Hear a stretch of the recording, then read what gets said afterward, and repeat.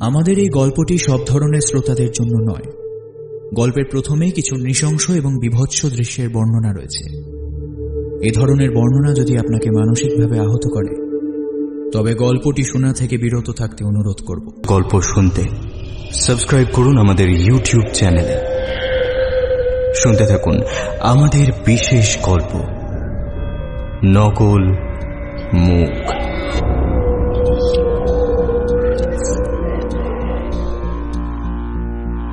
এক এক সময় আমরা নিজেদের প্রিয়জনদেরই চিনতে পারি না।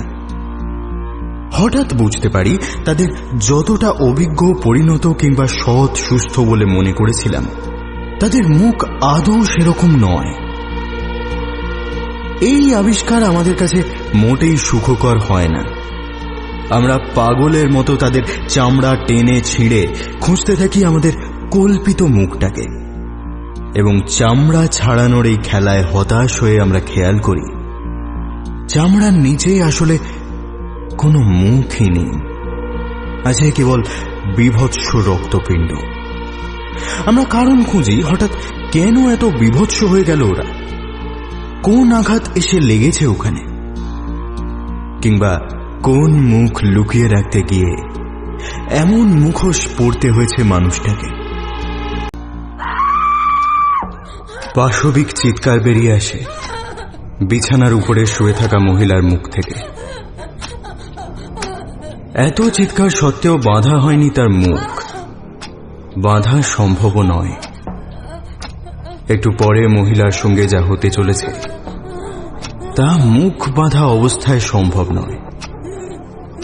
বিছানার ঠিক পাশে দাঁড়িয়ে থাকা লোকটা ঝুঁকে পড়ে তার মুখের ওপর।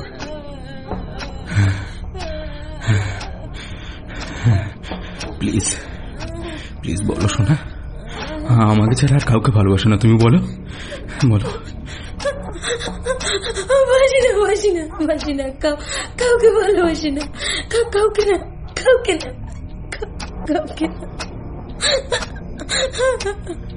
তোমার জীবনে গোপন করার মতো কিচ্ছু নেই, বলো। আমি বলছি তো নেই। কেন তুমি কেন আমাকে এমন করে যন্ত্রণা দাও?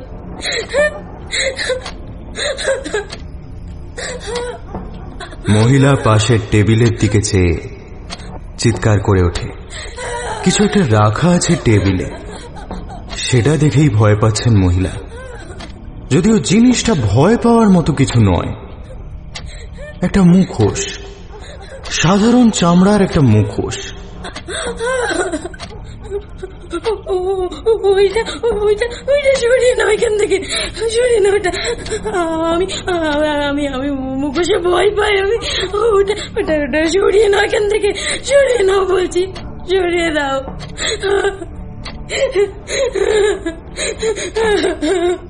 বিশ্রী একটা শব্দ করে হেসে ওঠে লোকটা। ওটা তো মুখোশ নয়, বরঞ্চ তুমি এখন যেটা পরে আছো না, এটা হলো মুখোশ। এসো এটা পরিয়ে দিই তোমায়। না কিছুতেই না। আর যন্ত্রণা না দিয়ে আমাকে একেবারে শেষ করে দাও না, প্লিজ।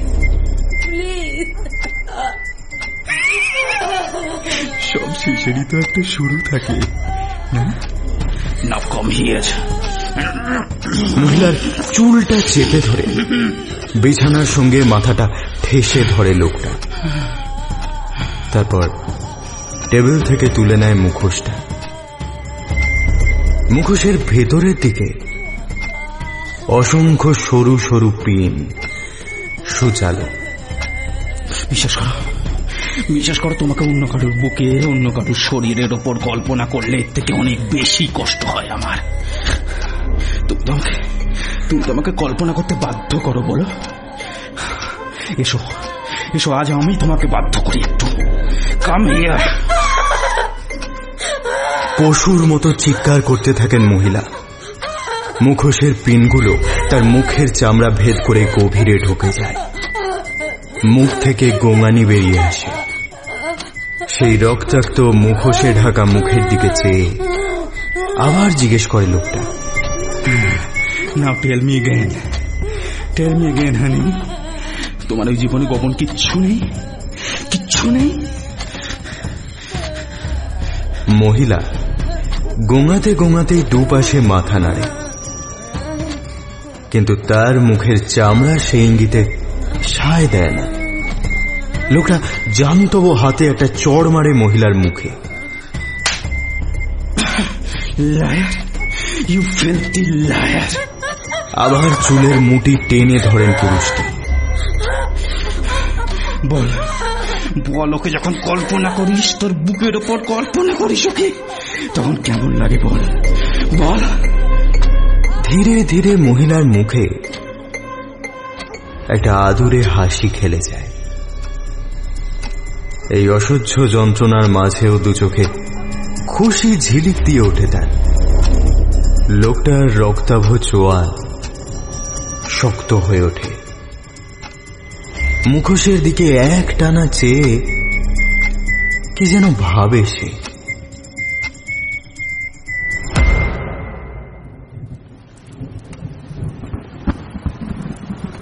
বৃষ্টির মধ্যে আজ আর গাড়ি পাওয়া যাবে না দেখে ফোনটা হাতে তুলে একটা ক্যাব কল করতে যাচ্ছিল সায়ন। এমন সময় একটা গাড়ি এসে ওর ঠিক পাশেই ব্রেক কষে।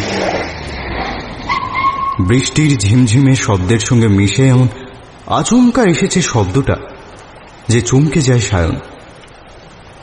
চারপাশের কিছুই দেখা যাচ্ছে না বটে, তাও ওর মনে হলো গাড়িটা যেন পাশের কোনো একটা গলির ভেতর থেকে কিংবা মাটি ফুঁড়ে বেরিয়ে এলো।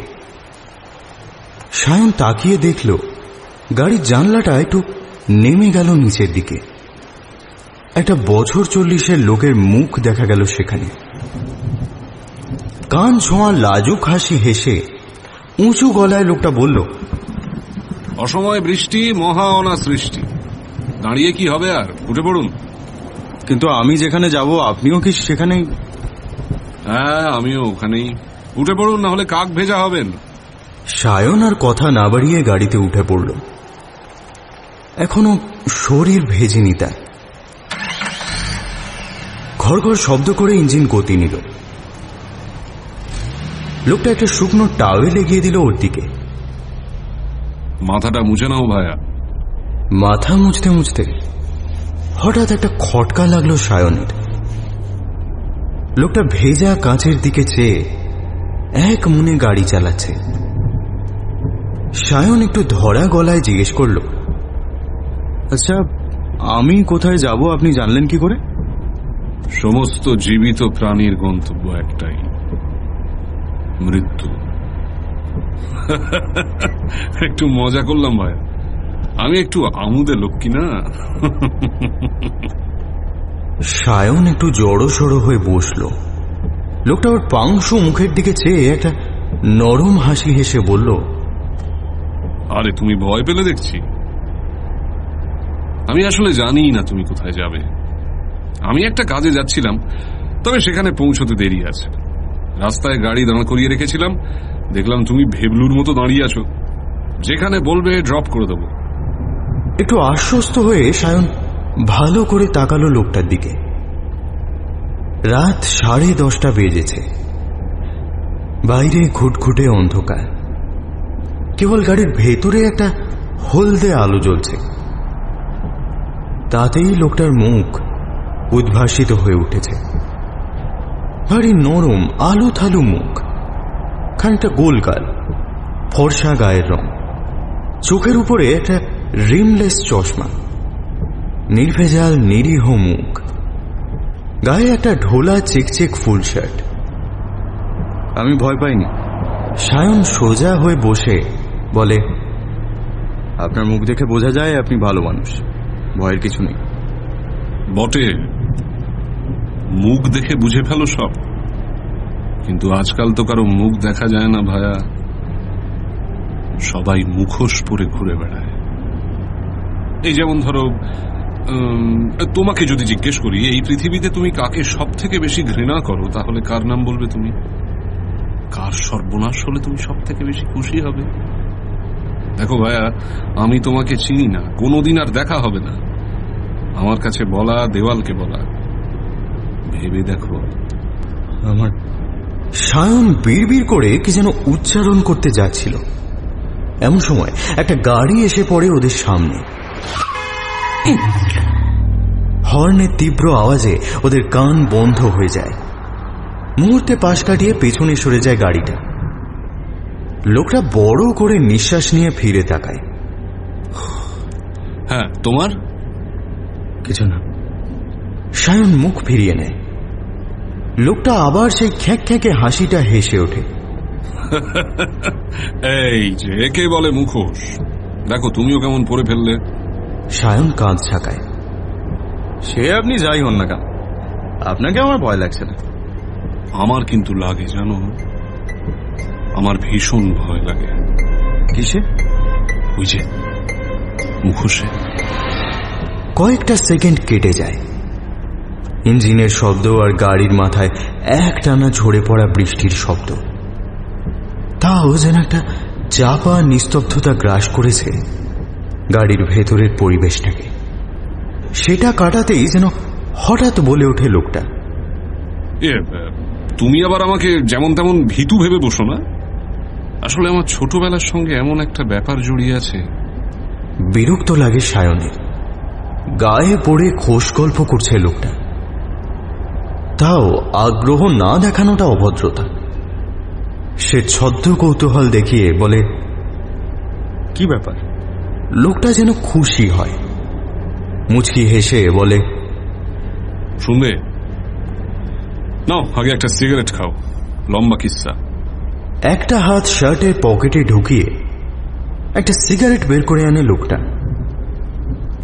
যেন ওর জন্যই আলাদা করে রাখা ছিল সিগারেটটা। তুমি তো বহুত সিগারেট খাও তাই না? ঠোঁট দেখে বুঝলাম। জানলাটা খুলে সিগারেট ধরায় সায়ন। বাড়ি আসতে এখনো আধ ঘন্টা বাকি। মাথাটা পেছনে হেলিয়ে দেয় সে। আসলে মুখোশ জিনিসটার সঙ্গে আমার পরিচয় অনেক ছোটবেলা থেকে। আমার দাদু আর বাবা ছিলেন নিউরোলজিস্ট। মানুষের নার্ভের ওপরে ইম্পালসের প্রভাব নিয়ে দীর্ঘদিন গবেষণা করেছিলেন দাদু, বুঝলে। এমন সময় সরকারি দপ্তর থেকে ডাক আসে। দ্বিতীয় বিশ্বযুদ্ধ তখন তুঙ্গে। যুদ্ধের সময় বুঝতেই পারছো, সব দেশের গভর্নমেন্টই তখন টোটালিটারিয়ান হয়ে পড়ে। তো এই একনায়কদের একটা বড় রোগ হলো সন্দেহ। তারা কেবল ভাবে তাদের অফিসিয়ালরা তলে তলে হয়তো বিপ্লবী কিংবা ভিনদেশী চর। তো সত্যি তারা চর কিনা সেটা চটজলদি জানার জন্য একটা উপায় খুঁজছিলেন তারা। ও মানে লাই ডিটেক্টর করছে কিছু? Not exactly. লাই ডিটেক্টর দিয়ে মানুষের মনের কথা জেনে নেওয়া মেলা হ্যাপার জিনিস। যুদ্ধের মাঝে জনৈক সৈনিকের উপরে সন্দেহ হলে তাকে টেনে এনে চেয়ারে বসিয়ে ইঞ্জেকশন দিয়ে লাই ডিটেক্ট করা চারটিখানি কথা নয়। দাদু খুঁজছিলেন এমন কিছু যা মানুষ পড়ে থাকবে এবং সে অবস্থাতেই তার মনের কথা পড়ে ফেলা যাবে। বাহ, ইন্টারেস্টিং। তারপর? জানলার দিক থেকে মুখ ফিরিয়ে সায়ন বলে, তারপর আবার কি? যুদ্ধ শেষ হলো। হিটলার ল্যাজে গোবরে হয়ে কপালে গুলি ঠুকে দিল। সরকার আর ফান্ড সাপ্লায়ারের প্রয়োজন মনে করল না। দাদুর প্রজেক্ট গেল মায়ের ভোগে। যা যা নয়, তোমাকে আমি ইতিহাসের গল্প বলতে বসিনি, বরঞ্চ আমার গল্পটা একটা পারিবারিক কেচ্ছা।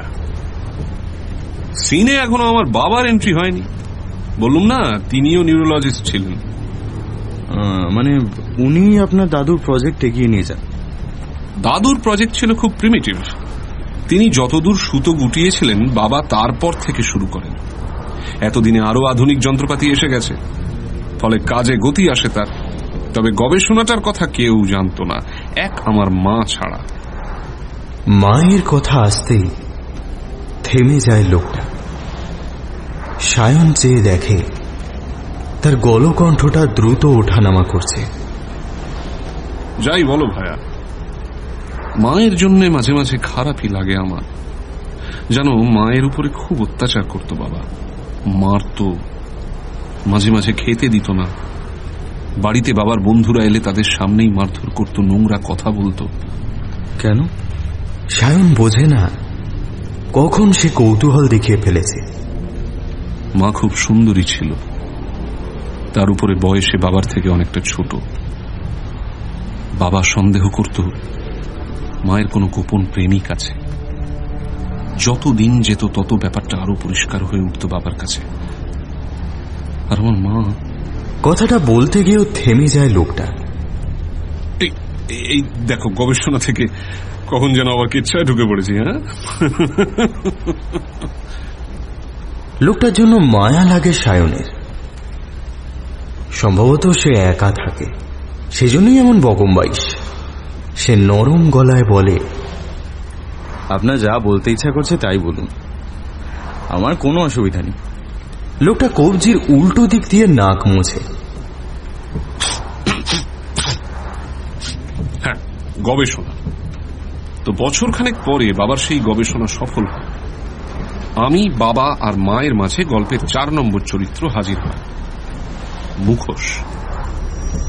মুখোশ বলতে?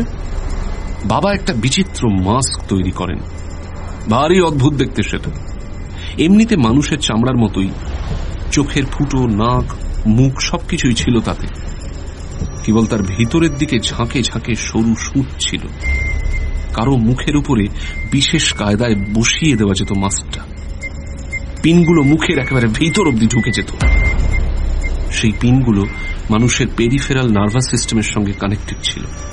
কিন্তু লাভ কি হতো তাতে?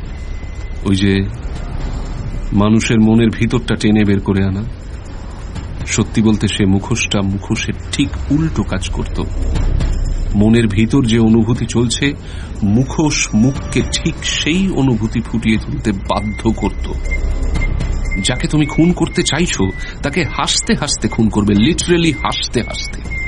যার প্রতি তোমার যৌন আকাঙ্ক্ষা, তাকে দেখে মুখ দিয়ে লাল পড়বে। মনে দুঃখ থাকলে শত চেষ্টা করেও হাসতে পারবে না। সে মুখোশ যে পড়বে তার মুখই মনের আয়না হয়ে উঠবে। Please my YouTube channel subscribe now FM 7.0 ডর মানে ভয়, ভূতের গল্প নকল মুখ দ্বিতীয় পর্বের জন্য অপেক্ষা করুন।